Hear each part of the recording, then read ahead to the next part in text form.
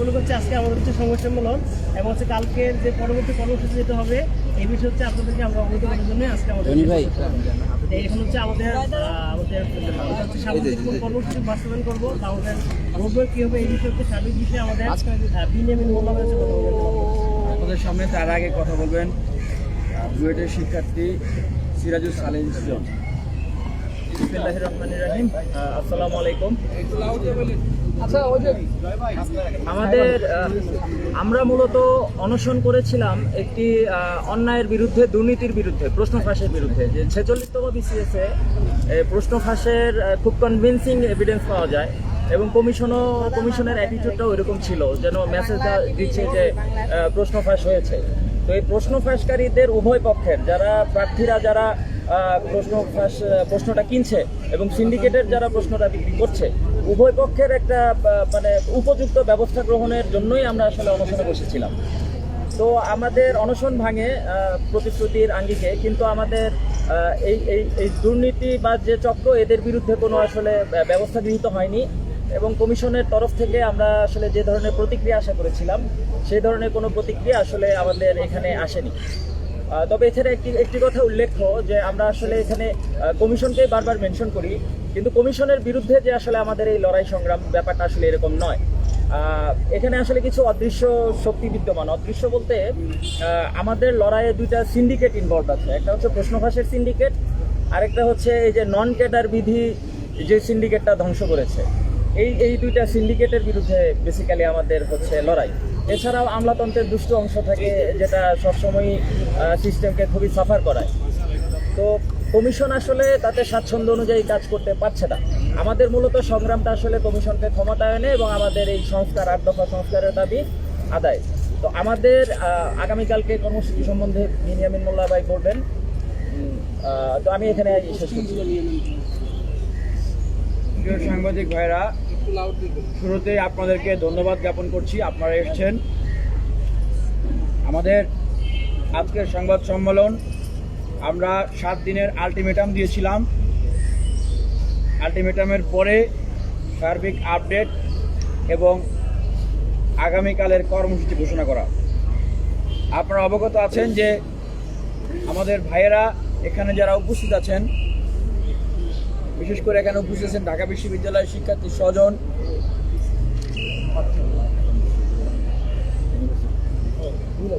ইউল্যাবের শিক্ষার্থী পার্থ, আমাদের অনশনরত ঢাকা বিশ্ববিদ্যালয়ের শিক্ষার্থী রাজশাহী বিশ্ববিদ্যালয়ের শিক্ষার্থী জগন্নাথ বিশ্ববিদ্যালয়ের শিক্ষার্থী আওরঙ্গজেব, বুয়েটের শিক্ষার্থী সিরাজুল সালিম সিয়ন সহ আমাদের বিভিন্ন বিশ্ববিদ্যালয় কলেজের শিক্ষার্থী ভাই বোনেরা, আমাদের সেই সময় অনশনরত অবস্থায় পিএসসির পক্ষ থেকে একজন মেম্বার এসেছিলেন, সচিব এসেছিলেন এবং একজন উপদেষ্টা উপস্থিত ছিলেন। সেই সময়ে আমাদেরকে আশ্বস্ত করা হয়েছিল যে একটি কমিশন গঠন করা হবে, তাই না? সংস্কার কমিশন গঠন করা হবে এবং সেই সংস্কার কমিশন ছাত্রদের সাথে কথা বলবেন, ছাত্রদের সাথে কথা বলে আমাদের যে আছে সেই দাবিগুলোর বিষয়ে সমাধান করা হবে। কিন্তু অত্যন্ত দুঃখের বিষয়, আমরা কেবলমাত্র একজনের নাম পেয়েছি, জনাব ফাউজুল কবির খান, যিনি বিদ্যুৎ ও জ্বালানি উপদেষ্টা। এর ছাড়া আমরা সেই সংস্কার কমিশনের কোনো ধরনের কোনো অগ্রগতি পাই নাই। পেয়েছি ভাই? পাই নাই। অথচ কথা ছিল, সেদিন তারা কথা দিয়ে গিয়েছিলেন যে প্রিলিমিনারিতে যারা প্রশ্নপত্রের সাথে জড়িত তাদেরকে তারা শাস্তির আওতায় নিয়ে আসবেন। আজকে 7 দিন পার হয়ে গেছে, একজনকেও কি গ্রেফতার করা হয়েছে? একজনকেও বহিষ্কার করা হয়েছে? একজনকেও তারা গ্রেফতার করেননি, একজনকেও তারা বহিষ্কার করেন নাই। আমরা শিক্ষার্থী বন্ধুদের জায়গা থেকে যে দাবি জানানো হয়েছিল, যারা এই প্রশ্নপত্রের সাথে জড়িত তাদেরকে শাস্তির আওতায় আনতে হবে। এবং আরেকটি দাবি ছিল, এই 46তম বিসিএস নিয়ে ভবিষ্যতে যেন কোনো ধরনের প্রশ্ন উত্থাপিত না হয়, সরকারের জায়গা থেকে, রাষ্ট্রের জায়গা থেকে সেই বিষয়ে গ্যারান্টি দিতে হবে।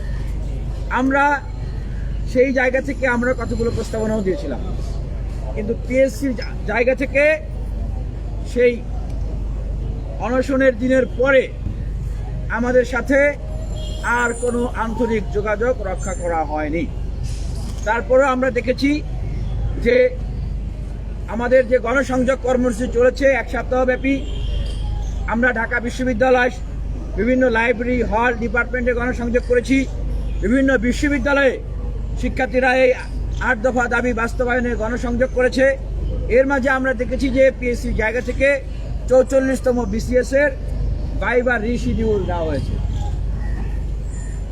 কিন্তু আমরা 46তম বিসিএস এর ব্যাপারে যে সিদ্ধান্তের অপেক্ষায় রয়েছি, যারা অপরাধের সাথে জড়িত তাদেরকে শাস্তির আওতায় নিয়ে আসা এবং এই পরীক্ষার বিষয়ে ভবিষ্যতে প্রশ্ন না ওঠে সেই গ্যারান্টি দেওয়া, সেই বিষয়ে আমরা কিন্তু পিএসসির জায়গা থেকে বা সরকারের জায়গা থেকে আমরা কিন্তু কোনো ধরনের কোনো কার্যক্রম লক্ষ্য করছি না। শিক্ষার্থীদের জায়গা থেকে এই উদ্বেগ এবং উৎকণ্ঠা তৈরি হচ্ছে, সেই উদ্বেগ এবং উৎকণ্ঠার জায়গা আমরা আপনাদেরকে জানাচ্ছি। আমরা এছাড়াও আরও যে 8 দফা দাবি রয়েছে